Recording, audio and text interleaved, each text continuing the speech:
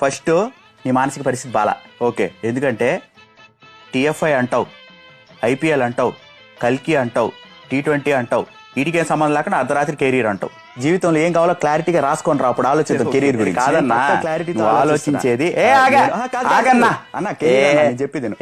Entertainment career రెండింటినీ నేను balance చేద్దాం అనుకుంటున్నాను అన్న. వేరే ఏదన్నా ఆలోచించుకో. నీ ప్రియారిటీ లిస్ట్ లో నీకు కావాల్సినవి చాలా ఉన్నాయి. కెరీర్ అనేది నీ ప్రియారిటీ లిస్ట్ లో లేదని నాకు అర్థమైపోయింది. అర్ధరాత్రి ఆరాట పడబాక. నీ జీవితంలో ఒక్కసారైనా నన్ను కాన్సన్ట్రేట్ చెయ్యి, నీ జీవితంలో బాగుపడతావు. నేనే నేను ఎదిగేలా చేస్తా. సంబంధం లేని విషయాలు ఆలోచించు. నేను సంబంధం లేనివి ఏం చేయట్లేదన్నా. నువ్వు ఆలోచించేదే తప్పు. వినో, ఐపీఎల్ అన్నావు, ఫేవరెట్ టీం అన్నావు, అయిపోయింది. టీఎఫ్ఐ అన్నావు, నీ సంఖ నాకు అనుకున్నా.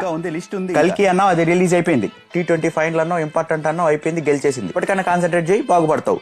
అంతేగాని దేవరా, పుష్ప, ఓజీ ఇవన్నీ ఉన్నాయంటే బ్యాలెన్స్ చేసే నేను ఇదిగో ఇట్లా బ్యాలెన్స్ చేసుకుంటా పోతే నువ్వు సప్లీలు రాసుకోవడం తప్ప చేసేదే ఉండదు.